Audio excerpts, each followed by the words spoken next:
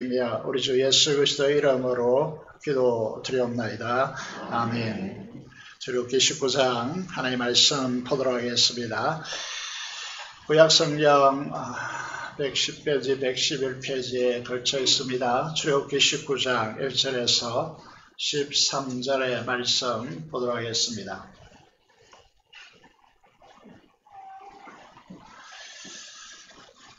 이스라엘 자손이 애굽 땅을 떠난 지 3개월이 되던 날 그들이 시내 강야에 이르니라.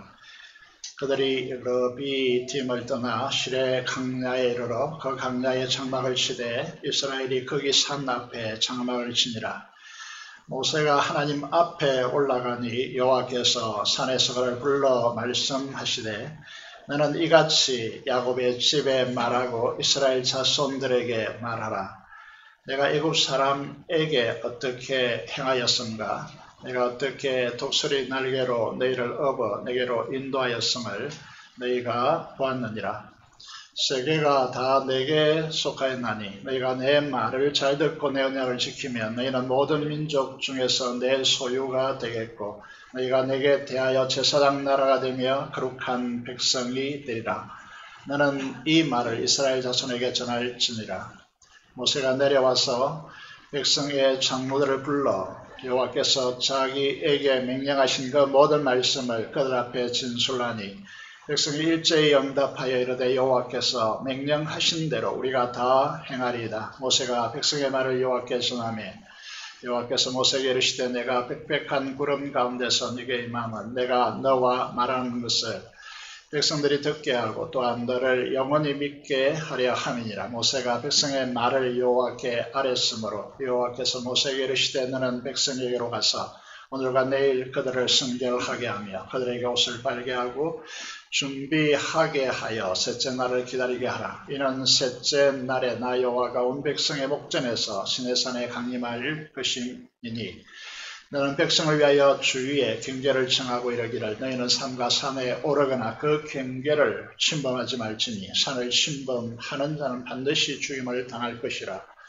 그런 자에게는 손을 대지 말고 돌로 쳐 죽이거나 화살로 쏘아 죽여야 하리니 짐승이나 사람을 막론하고 살아남지 못하리라 하고 나팔을 길게 불거든 산 앞에 이를 것이니라 하라.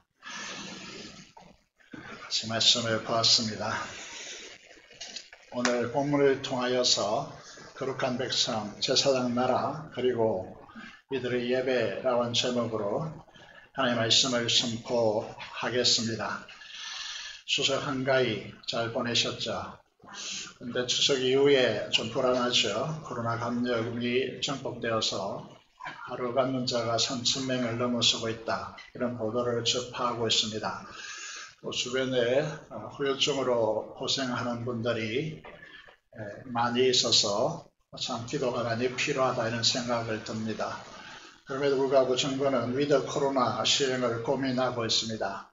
이미 이 코로나19는 풍토병으로 전락한 것이 아닌가 이런 생각을 고민하게 되어지는 것이죠.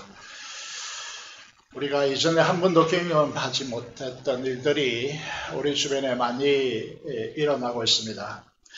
이런 환경 가운데 하나님은 우리에게 무엇을 요구하는가?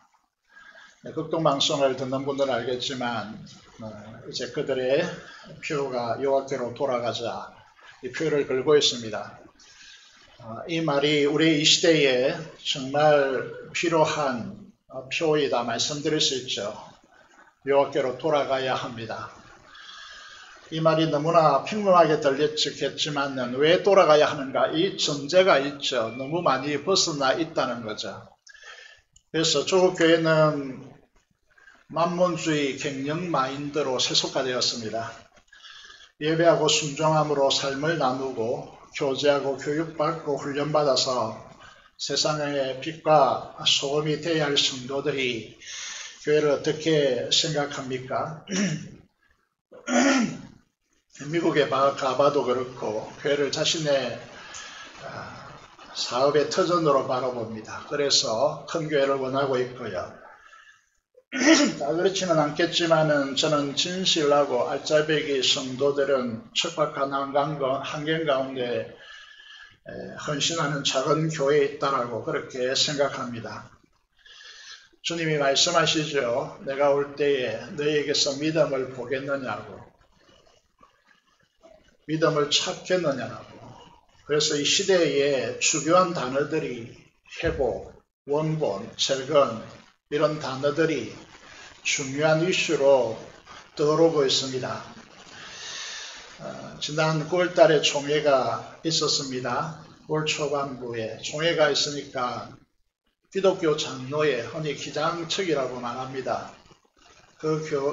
이제 기장측, 이제 신학대학원을 한신대라고 하는데 신약과 교수 사역을 하신 분이고 한국신약학회 회장을 지내신 분이 최덕지 목사님과 최근 교회에 대한 글을 쓰고 있고 연구하고 있다고 하면서 물어볼 게 있다고 전화가 오더라고요. 저희가 재건교회 기록을 읽고 있는데 최덕기 목사님 집회 장소로 구천교회라고 하는 교회가 등장하는데 재건교회를 찾아보니까 구천교회가 없는데 어디냐고 물었습니다. 그래서 구천교회 아시는 분은 아시죠? 지금 부모교회를 말하는 것이냐 묻더라고요. 그래서 종회 총대로 온 부모교회 장로님에게 여쭤보니까 부모교회가 구천 마을에 있더라고요. 우리 교회도 이전에 연로하신 분들이 무슨 교회를 불렀습니까?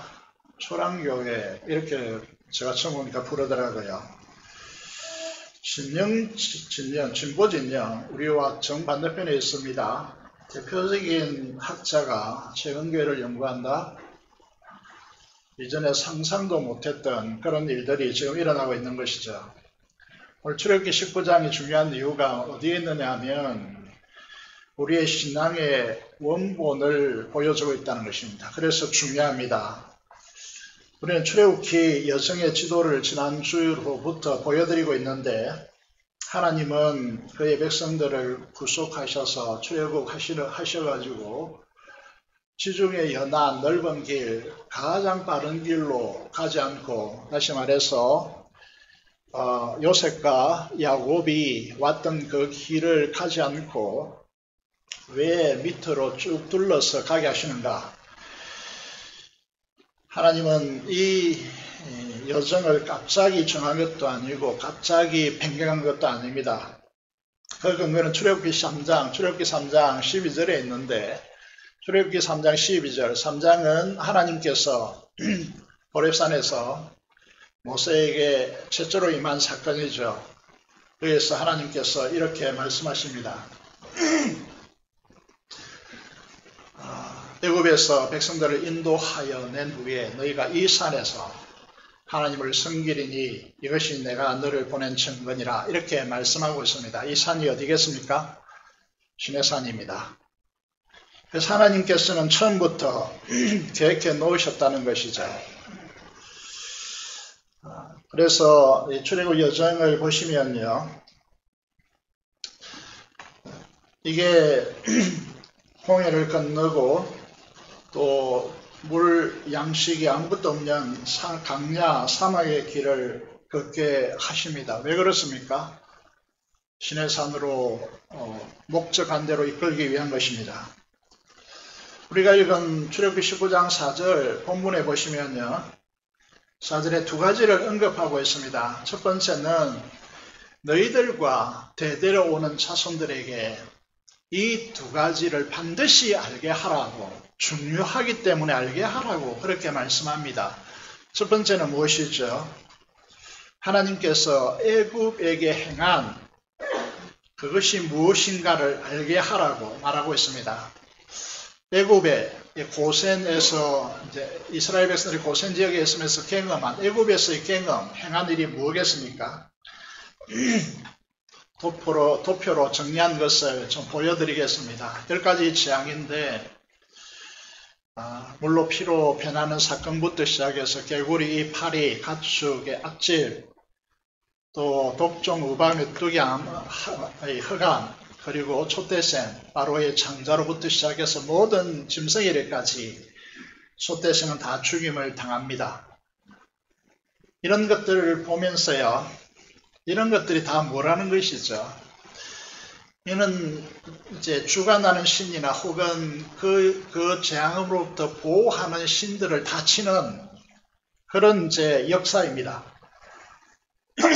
이 사건을 통해서 400년 동안 애국에 가면서 천지의 창조주 하나님, 전능자이신 하나님, 이제 기생 라합의 고백과 같이 상천하지의 유일하신 하나님 신앙을 이게 삶의 연장에서 잃어버리고 이렇게 변질된 정말 헛된 것들을 향하여 섬기고 있는 이 애굽의 환경 속에서 하나님이 천명하는 것이죠. 애굽의 그 당시 세계 최강의 나라에서 그리고 이스라엘 백성에게 너희가 믿는 하나님이 참신이시며 창조주 하나님이심을 천명하는 것입니다. 이 이제 사건의 극치가 뭡니까? 10번째 재앙인데요. 장자의 죽음 사건이죠. 이 사건을 통해서 하나님께서 무엇을 하십니까? 그것은 이제 이 유월절 사건을 이제 가져가시죠. 유월절을 가져가십니다. 그래서 애굽에서 행한 일들 이렇게 이야기할 때 10가지 재앙과 유월절을 기억하라고 그렇게 말씀하십니다.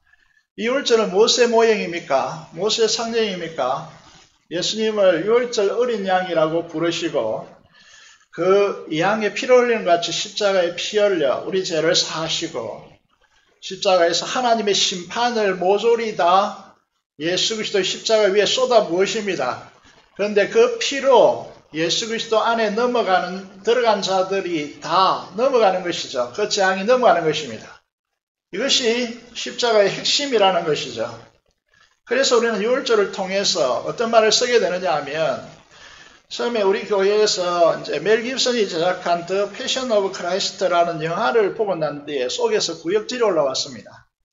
너무나 참담하고 처참했기 때문이죠.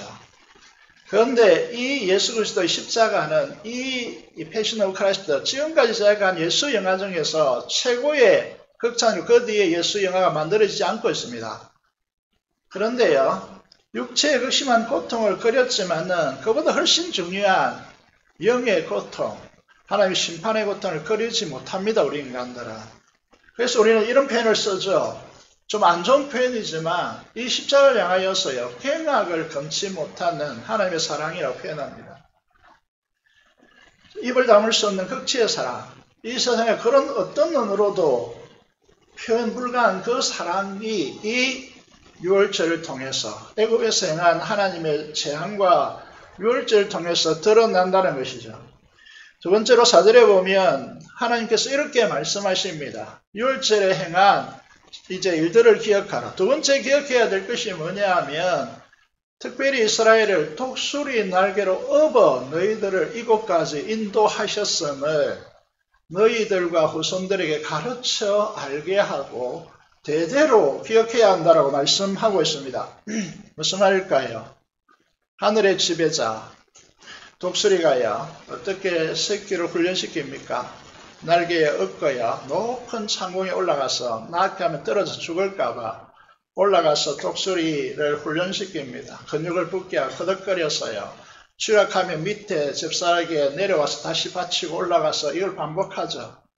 그렇게 하나님께서 이스라엘 백성들을 제사장 나라 거룩한 백성의 합당한 자리로 서기 위해서 이 강야로 이끌었다라고 말합니다. 그래서 첫 번째 사건이 이제 홍해 사건이죠. 어떻게 날개로 업어왔는가를 실정적으로 보여주는 사건이에요. 지도를 보시면 세례 사건, 말씀의 사건, 신해산 언약 이렇게 이제 표현되어 있습니다. 무슨 말일까요? 홍해 사건 너무 잘 알고 있습니다. 모르는 사람이 이 세상에 거의 없을 정도. 기독교뿐 아니라 기독교인뿐 아니라 세상에서도 너무나 잘 알고 있습니다. 이걸 홍해 모세의 기적이라고 부르기까지 합니다. 그런데 우리가 이 홍해 사건을 바라보는 각도는 좀 다릅니다. 이것을 이제 고린도서 10장 1절에서 2절에 이걸 세례 사건이다. 이렇게 해석하는 것이죠. 애굽의 권력을 상징하는 바로의 뱅거 부대가 이스라엘 추격하다가 홍해에 다 수장되어서 애굽에서 완전히 다시는 보지 않아도 되는 독립을 하게 되어지고 자유케 되어지는 사건이 일어납니다. 애굽의 신들과 그 부활에 살던 흑암된 삶과 애굽의 노예된 삶, 그 가운데 살아가던 사람은 끝이 난 것이죠. 그래서 이제는 새로운 삶으로 사는 새 삶이 열려진 것입니다. 하나님 인도하심과 그 통치 아래 하나님의 말씀으로 사는 새로운 사람들이 된 것입니다. 이것이 세례 사건이라는 것이죠. 그래서 모든 그리스도인들은 세례를 받아야 됩니다. 세례를 통해서 죄에 노예된 끌려다니는 삶이 끝나고 그리스도와 연합하여서 새로운 삶으로 나아가야 합니다. 그래서 우리는 반드시 세례를 받아야 하고 그 의미를 철저히 새겨야 합니다. 이게 홍해 사건이라는 것이죠. 기억하라고 하는 것이죠. 로마서에 보시면요. 로마서 6장에 보시면 이렇게 홍해 사건을 이렇게 세례를 설명하고 있습니다. 예자와 그 삶에 대하여 죽었다는 것이죠. 예수 그리스도와 연합하여 새로운 삶으로 전환되는 사건. 이 사건이 홍해가 보여주고자 하는 핵심입니다. 모든 성도들은 그래서 반드시 세례받고 입교하셔야 된다는 것이죠. 두 번째, 독수리 날개로 업어 인도하시는 하나님. 두 번째로 주목하고자 하는 것이 무엇입니까? 이 강야를 보시면요. 특별히 하나님께서 수르강야, 신강야, 이 강야를 통과하게 하십니다. 강야로 가는 것은요, 무엇이 없습니까? 세 가지가 없습니다. 무엇이 없습니까? 첫 번째로, 물이 없습니다. 두 번째로요, 양식이 없습니다. 세 번째로, 인간의 노력이 한계에 부딪혀서 소용이 없는 곳입니다. 하나님께서는 이 강야로 하나님께서 이끄십니다. 첫 번째, 물의 문제를 생각해 보겠습니다. 이게 또 단순한 문제가 아닙니다. 인간의 결핍을 가장 본질적으로 보여주는 곳이 강야입니다. 여러분, 주님께서 십자가 위에서요, 그 심장에 창이 찔러서요, 파열되어서 물과 피가 다 쏟아져서 주님은 죽은 것입니다. 마지막 운명하시기 직전에, 다 이뤘다고 하기 직전에 주님께서 무엇을 선포하십니까? 심장이 터져서 물과 피가 다 쏟아지고, 그렇게 되면 말씀드린 대로 입술이 터지고요, 배가 말립니다. 안쪽으로 말이 튀어나오지 않습니다. 그럼에도 불구하고 주님께서 큰 소리로 외치십니다. 내가 목마르다. 여러분, 이건 인간의 죄로 인한 결핍을 적나라하게 보여주는 진실입니다. 진리적 선포라고 하는 것이죠. 그런데 르비딤 사건에서 보면 알겠지만 백성들이 물이 없어서 아우성치고 백성들이 돌을 들어서 모세를 치려하는 그런 극박한 상황 가운데서 기도하는 모세에게 지팡이를 들고 백성들에게 주목되는 가운데 쭉 통과해서 가서 커다란 반석 앞에 서고 그 반석을 치라고. 사도 바울은 이 반석을 고린도 10장에서 예수 그리스도라고 말씀하고 있습니다. 예수 그리스도이십니다. 십자가에서 하나님의 진노의 심판을 받고 우리를 위해서 생수의 강을 흘러내린 사건. 생수의 강이 뭐라고 말씀하고 있습니까? 그것은 성령 하나님께서 가져오는 하나님 나라의 의와 평강과 희락이라고 말씀하고 있습니다. 이것이 우리에게 주어져야, 이것을 마셔야 우리는 그 목마름이 해결되는 것입니다. 여러분, 예수 그리스도 십자가 안에서 흘러나오는, 다시 말해서 하나님의 지성소에 성소에서 흘러내리는 이 물을 통하여 우리 인생의 영적 갈급함, 결핍이 충족되는 것이지 세상의 그 무엇을 마시고 충족되는 것이 아닙니다. 두 번째 사마의 문제는 뭐라고 했습니까? 여러분, 이게 양식이 없습니다. 그래서 하나님께서는 어떻게 하십니까? 하늘의 만나를 하늘에서 이슬처럼 내리셔서 새벽에 맺히는 것이 솜사탕처럼 맺히는 것이, 이것이 무엇인지 한 번도 경험하지 못했기 때문에 이것이 무엇인가? 그 뜻이 만나입니다. 이 만나를 내리신 것이죠. 여러분, 육신의 배만 부른다고 하면, 그것으로 행복하다고 하면, 육신의 그 무엇을 충족시키면, 우리가 스포츠를 통하여서 맛있는 음식집에 가서 고급 음식을 내가 입에 딱 맞는 음식을 먹는다고 행복할까요? 그건 지속되지 않습니다. 금방 잊어집니다. 다른 것으로 또 충족되어야 됩니다. 그래서 끊임없이 찾아다니는 것이죠.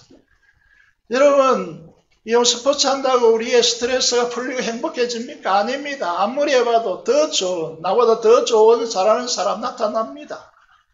경쟁심이 심한 사람들은요, 그것 때문에 불행해집니다, 또. 여러분, 이런 사실들을 바라보시면서요, 기억해야 됩니다. 신명기 8장 3절과 6절에서 이렇게 요약하고 있죠. 사람이 떡으로만 사는 것이 아니라 이렇게 강야로 독수리 날개로 업어서 새끼를 훈련시키고 연단시키는 것처럼 이스라엘 우리를 강야로 내몰아서 그 강야의 삶을 거치게 하시고 거기에서 만나를 주심으로 인하여서 이건 무엇을 말합니까?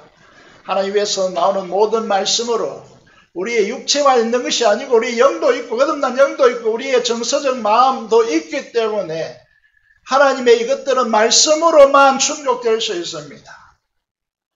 그래서 떡으로만 사는 것이 아닙니다. 꼭 기억해야 됩니다. 여호와의 입에서 나오는 말씀으로 살아야 되는 것이죠.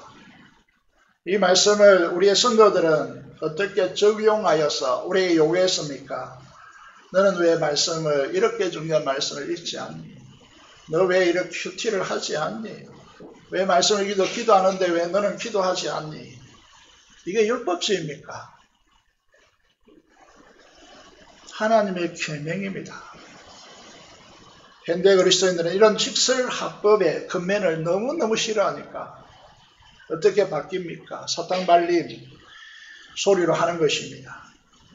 이거는 어린 아이들에게 하는 거죠. 영적 미숙아들에게 하는 방식입니다. 실제로 말씀과 기도의 삶을 살아가지 않는데 지도자나 부모들나 책망하지 않고 잔소리하지 않고 오히려 칭찬한다. 거부하십시오. 여러분을 사랑하는 사람들이 아닙니다. 이렇게까지 심하게 표현할 수 있습니다. 방치하는 악마들이라고. 돈으로 몸의 건강과 즐거움을 위해 먹을거리를 위해서 아낌없이 투자하지만 정작 중요한 우리 영의 양식인 하나님의 말씀, 찬양과 기도, 큐티와 공부와 훈련을 하지 않아도 전혀 어색한 느낌을 가지 않는 사탄이 가져가는 전략은 이런 것입니다. 다수를 그렇게 만들어버렸기 때문에 우리 모두는 그렇게 하나도 전혀 우리의 몸에 어색함이 없다면 이거는 어떤 사람들입니까? 절대로 정상적이지 않습니다.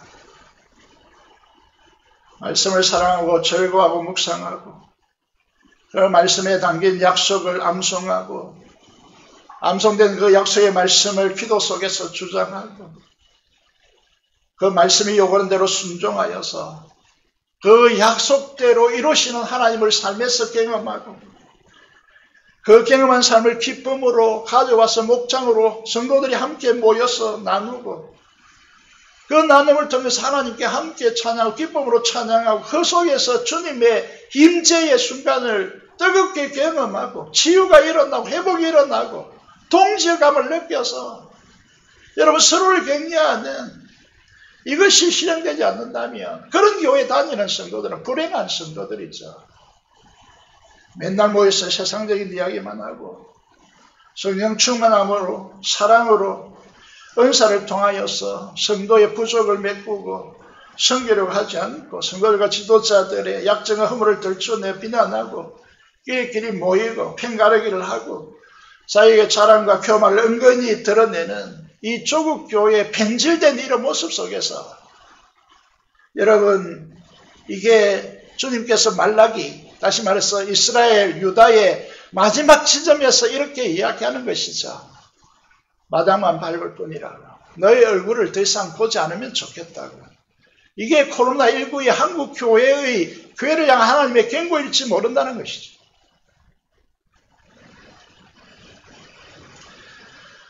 이스라엘을 강야로 인도하신 가장 중요한 목적이 무엇입니까? 심해산 언약 때문입니다. 핵심이 5절 6절에 있습니다. 야곱의 집이 들어야 하고 이스라엘 자손들이 들어야 할 이렇게 중요한 시내산 언약의 핵심이 무엇입니까? 그것은 제사장 나라, 거룩한 백성, 이것이 언약의 핵심입니다. 이걸 만들려고 하나님께서 이런 강야로 거쳐서 시내산까지 오게 하신 것입니다. 여기 이 말씀을 5절 이 말씀을 보시면요, 5절을 보시면 세계가 다 내게 속하였나니 조건을 걸고 있습니다. 너희가 내 말을 잘 듣고 내 언약을 지키면 너희는 모든 민족 중에서 내 소유가 되겠고 6절에 너희가 제사장 나라가 되고 거룩한 백성이 되리니라고 말씀하고 있습니다. 하나님 여기에 조건을 걸고 있는 것처럼 보인다는 것이죠. 문제는 여기에 있습니다. 그런데 실상은 어떠하다는 것입니까? 여러분들이 이 말씀을 조건으로만 보는 것은 율법주의입니다. 그런데 이 이면이 있습니다. 이면요. 우리가 대화를 하면서요, 그 사람의 마음의 이면을 들여다보지 못하면 그건 대화가 잘 안 됩니다. 그 이면이 있다는 거죠.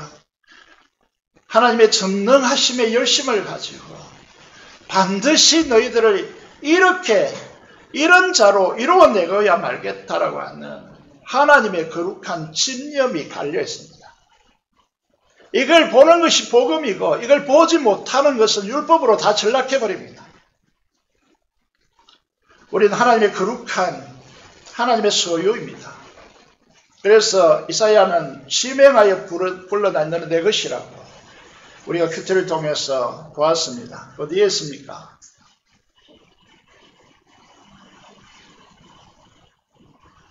잘 안 보이는데 여호와 너를 창조하신 여호와께서 이제 말씀하시느니라.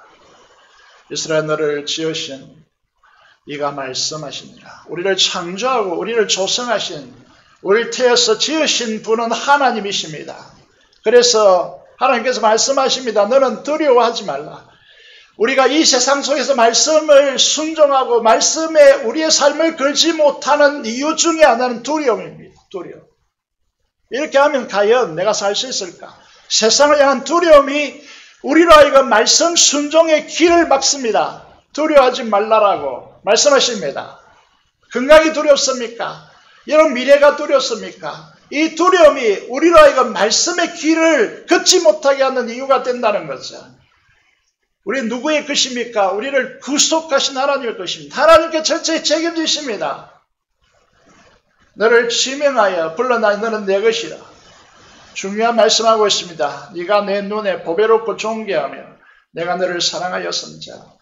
만일 이런 말씀이지만 주목하고자 하는 이 부분은 네가 내 눈에 라고 하는 부분입니다.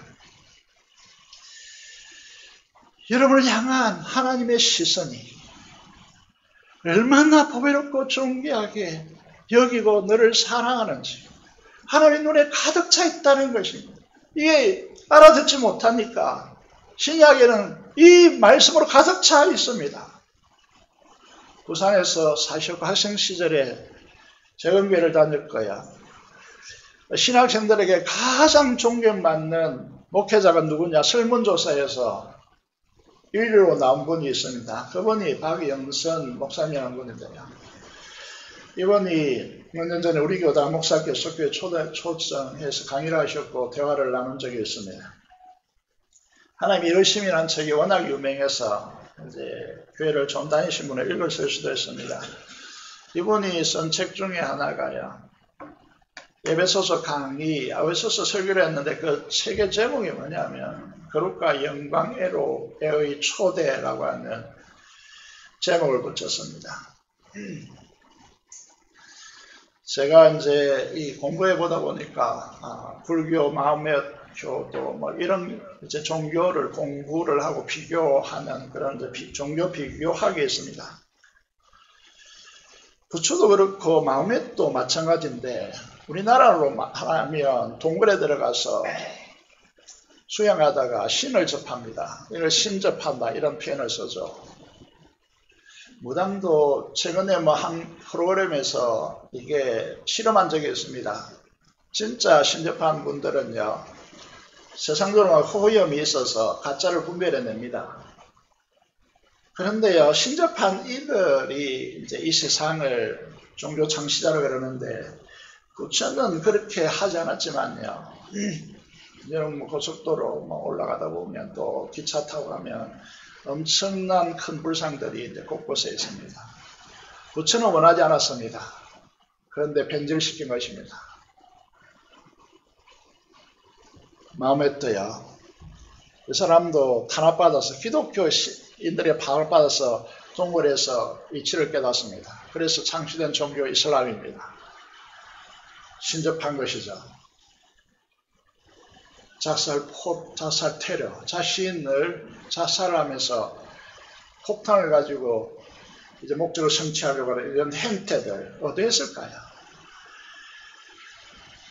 사랑하는 여러분, 우리의 신앙의 핵심은 무엇입니까? 에베소서 1장, 이 박영수 목사님 그리는 에베소서 1장 18절, 19절을 보면 기독교의 특징을 아주 적나라하게 드러내어 설명하고 있습니다. 기독교는 무엇입니까? 하나님께서 우리에게 이미 이루어서 우리에게 주신 놀라움과 경이로움의 거대한 구원의 역사를요, 이미 우리에게 이루어 주셨고 우리는 그것을 소유하고 있다는 것이죠. 우리 신앙이라는 것은 여기에 보시면요, 부르심의 우물밖의 부르심의 소망이 무엇이며 어떠한 것을 너희로 알게 하시기를 구하노라. 여기에 신앙과 신학의 전부가 다 녹아있다고 해도 간이 아닙니다.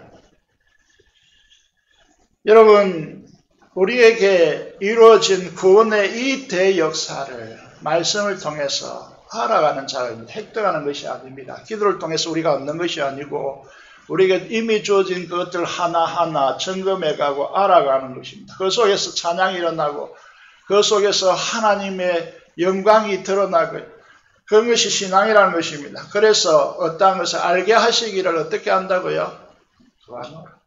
기도한다는 거죠. 이렇게 말씀드릴 수 있습니다. 목회자가요, 실제로 기도하지 않는다. 그건 가짜입니다. 그건 가짜입니다. 그런 목사를 청명하면요, 그애는 망하게 되어 있습니다. 불행해진다는 거죠. 아주 실력이 출중합니다.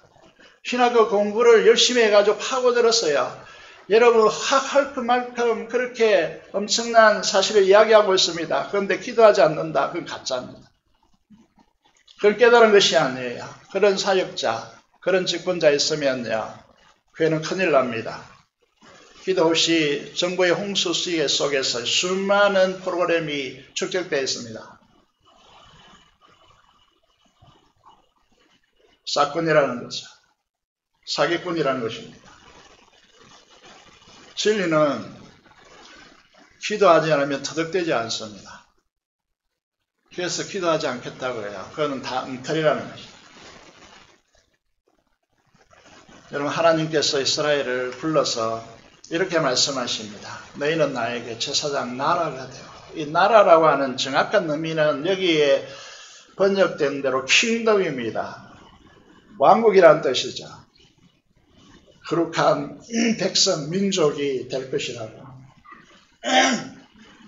이것이 네가 이스라엘 자손에게 해줄 말이라고. 이건 뭘 말하고 있습니까? 사명입니다. 사명력. 존재의 이유입니다. 인생 사명. 발견한 사람이 진짜 행복한 사람입니다. 거룩한 백성을 부르심을 받아 하나님 나라를 전달하는 전달자로 사는 인생. 이것이 교회된 우리의 사명이고 우리의 목숨과 전부를 걸 수밖에 없는 최고의 가치입니다. 무엇을 위해서 살아야 합니까? 탐욕을 통해서 내 육신의 만족을 위해서 살아야 합니까? 그는 이 세상과 함께 다 묻힐 것입니다. 여러분, 무엇을 위해서 살고 있습니까? 우리는 십자가와 함께 그리스도와 함께 죽은 그 죄의 탐욕을 추구하는 삶에 대해서 끝난 사람들, 죽은 사람입니다. 그래서 우리가 십자가를 이게 목걸이하고 이렇게 다니는 이유가 거기에 있습니다. 나는 죽었습니다. 그렇기 때문에 죄의 탐욕으로 사는 인생은 우리에게 끝났습니다. 교회 와서 자기의 탐욕을 구가하겠다. 이거는 여러분 정말 안 되는 사람들이죠. 죽은 사람들입니다. 그런 자에게 보내주신 성령 하나님으로 말씀에 순종하여 주님의 통치를 실현하고 영원한 생명과 의와 평강과 희락이 넘치는 풍성한 하나님의 나라를 열매로서 전달해 주는 전달자로 살아야 됩니다. 이것이 내 안에 예수님이 사시는 인생이라는 것이죠. 이스라엘이 이 사명을 놓쳤을 때 어떻게 되었습니까?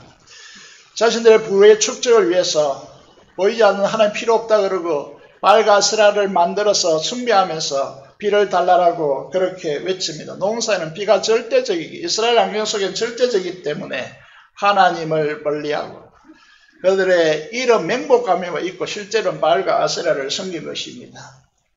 실제로는 하나님이 아니라 돈인 인생, 이들이 얼마나 이 땅에 그리스도인들의 삶을 지배하고 있는지 모릅니다. 그게 아니면 선민의식 가운데 하나님을 의지하지 않고 자기 힘으로 지키려고 제도화해서 율법주의로 변질되어 폐쇄적이 되었습니다. 그런 결과가 무엇입니까? 바벨론 포로가 되었고 성경의 메시아를 십자가에 못 박는 민족이 되었고 그 결과로 여러분 70년에 로마가 패망된 후에 1948년까지 이스라엘은 회복하지 못했습니다. 그래서 우리는 이 민족을 사랑한다면, 가족을 사랑한다면 물어야 합니다. 이기적이지 않는다. 탐욕의 우상 숭배자들이 아닌가. 이기적 탐욕은 개인과 가정과 교회와 민족을 파괴합니다. 우리 민족의 상황을 보십시오. 위기 가운데 있습니다. 왜 위기 가운데 있다라고 말하느냐 하면 자신을 녹여서 소금과 빛이 되어야 할 그리스도인들이 이기적인 탐욕으로 진실을 거부하고 진영 논리에 빠져서 정직을 상실하고 내로남불의 위기 가운데 이 민족이 처해 있는 것입니다. 지금 국회의원 60%가 크리스찬입니다. 이들만 제대로 정신 차려도 달라질 것입니다. 이 나라는. 우리를 가르쳐서 왕같은이라는 말이 좋지 못한 번역입니다. 왕이 요 제사장입니다. 왕같은 제사장, 왕적 제사장입니다. 하나님의 특별한 소유된 백성입니다. 이는 그랬습니다. 중요성을 말하죠. 목적을 말합니다. 왜 그랬다고 합니까? 우리를요, 어두운 데서 불러낸 이 구원의 기막힌 이 귀한 빛이요, 들어가게 하신 이의 하나님의 아름다운 떡이요, 그의 성품요, 그의 이 역사로 인해서 우리에게 끼친 혜택요, 이걸 떡이라고 말합니다. 그것을 자랑하고 선포하게 하려고 그렇게 하셨다라고 말씀하고 있습니다. 이해가 되십니까? 현실 속에서 어떻게 전개되어야 할까요? 제가 간증을 하나 하겠습니다. 이번 추석 때 여러분에게 기억만 날 사건이 있었습니까? 저는 이번 추석 직전에 성령 하나님의 역사심을 따라서 하늘소망이라고 하는 찬양을 이 예배 시간에 소개했고요. 금요 찬양 때 불렀습니다. 그 가사를 따라서 전국에 앞서가신 부모님들요, 생각이 나서 이번에 고향에 가서 형님들을 만났습니다. 학교 교장을 역임하고 은퇴하신 이제 큰형님을 만나서 저에게 이런 말을 하십니다. 대학교에서 전기기사 1급기사 자격증만 따도 그 당시로는 아무 일도 하지 않고 자격증만 빌려줘도 떼돈 버는 시대였다고 하십니다. 그런데 제가 대학교 4학년 때 휴학하고 군대 갔다 와서 대학교를 때려치우고 수능을 다시 쳐서 대학원도 아니고 대학교 신학과를 다시 들어가겠다고 하니까 형님의 입장에서 기가 막혔다고 했습니다. 저는 기억이 없는데 영도에서 제가 수능을 치는데요, 그때 오셔서 점심을 사주셨다고 하더라고요. 근데 신학과 1학년을 다닐 때 학교 당부로부터 전화가 왔습니다. 한 학기만 더 하면 졸업장을 주겠다고. 그런데 가지 않았습니다. 많은 목회자들이 이렇게 말했습니다. 그 당시에. 하나님께 받으면 끝나는데 바보같이 왜 4년을 그렇게 보냈느냐. 하지만요, 사명 때문에 저는 배수전을 쳤기 때문에 돌아가지 않았습니다. 목회를 늦게 출발했지만은요, 하나님께서 충분히 보상하셨습니다. 저희는 늘 최연소라고 하는 걸 따라다녔습니다. 제가 장을 하고 싶어서요. 단 한 번의 전화도 해본 기억이 없는 것 같습니다. 하나님께서 보상하신 것이죠. 여러분의 인생 사명이 있습니까? 내 전부를 걸고 하나님께 바칠 인생 사명을 위해서 살고 있습니까? 이들이 행복한 사람입니다. 마지막으로요. 제사장 나라, 거룩한 백성의 삶의 우선순위로 가장 먼저 해야 될 것은 무엇입니까? 적어난 대로 예배입니다. 10절에 보면 거룩함으로 영광스러운 하나님의 그 위엄 앞에 서기 위해 무엇을 요구하십니까? 성결을 요구하십니다. 그 외적 표시로 옷을 빨라라고 강력하게 요구합니다. 이 자리에 오실 때 이런 성결함으로 오십니까? 12절에 보면 경계를 정하시고 이 경계선 안으로 침범하지 말라라고 말하고 있습니다. 교회도 경계선이 있습니다. 직분적 경계선도 있습니다. 이 높낮이가 아닙니다. 경계선이 있다는 것은 경계를 침범하지 말라라고 엄정하게 경고합니다. 침범하면 반드시 죽일 것이고 그러면 손에 대지 말고 돌로 쳐 죽이는 활로 쏴 죽이라고 명령합니다. 16절에 보면요. 그것도 하루 이렇게 이야기하는 것이 아니고 이틀 동안 성결케 하고 제3일의 아침에 번개와 우레와 빽빽한 구름과 나팔소리와 불 가운데서 임재하시는 하나님을 맞이하는 이 이스라엘 예배자의 모습을 보여주고 있습니다.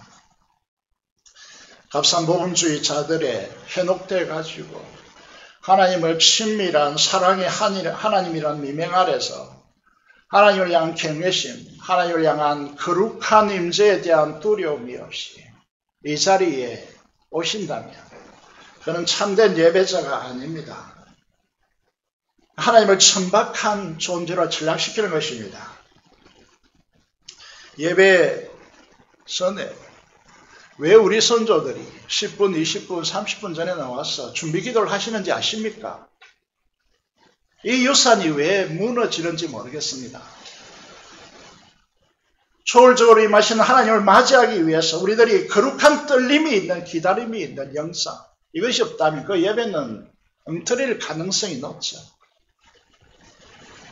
친밀한 사랑과 거룩한 영광 앞에 두려움이 있어 두려움으로서는 이 경외심이 따로 노는 것이 아닙니다. 동전에 친밀한 사랑이 앞면이라면 경외심, 두려움, 경외심은 뒷면입니다. 이건 하나라는 것이 분리되는 것이 아닙니다. 천박한 복음주의자들이 하나를 버렸습니다. 이건 잘못된 것이라는 거죠.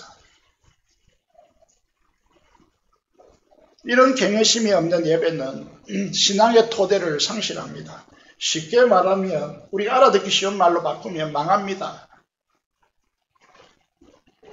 예배의 성격을 보십시오. 하늘의 하나님께서 이 땅에 우리에게 오셔서 언약을 맺습니다. 이게 가능한 일입니까? 이렇게 중요한 것이 예배입니다.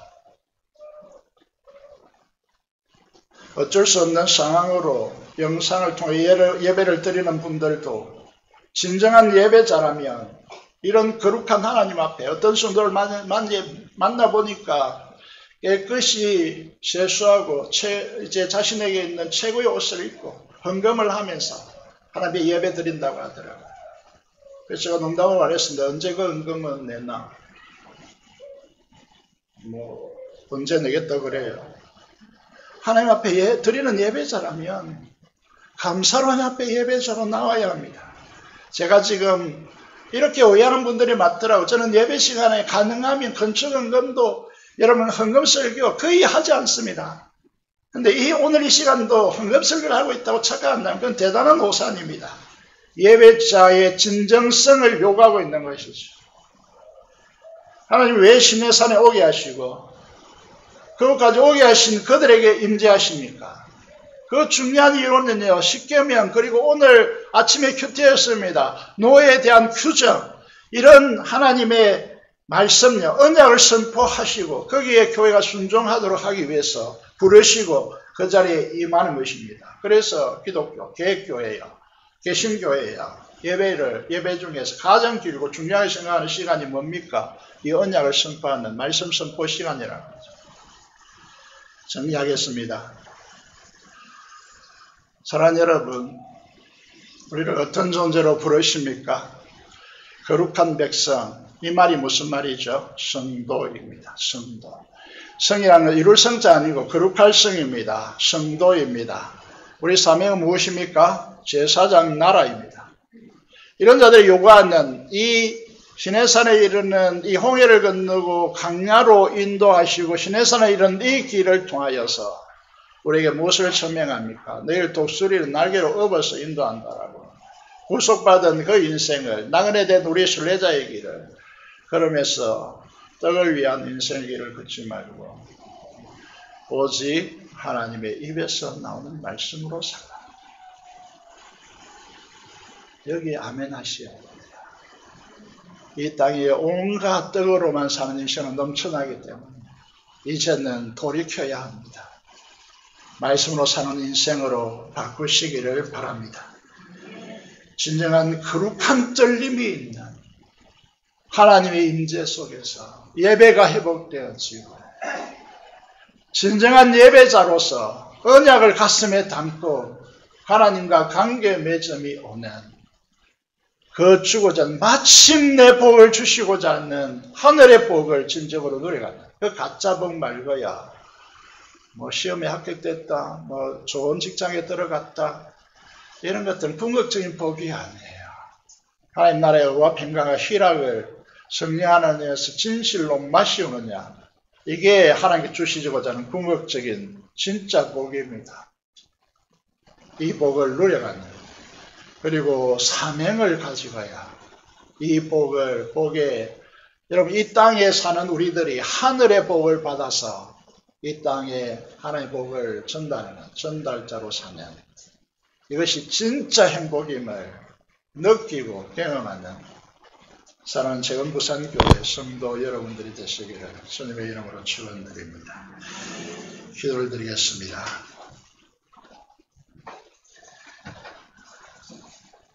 제사장 나라, 거룩한 백성된 정체성을 알고 이 사명감을 알고 그 복을 진짜 누리는 우리들이 되게 해달라고 기도하시고 민족의 복음과 통일과 발전하는 선교사를 위해 산음성으로 기도하겠습니다. 기도하겠습니다. 살아계신 아버지 하나님 은혜를 감사합니다.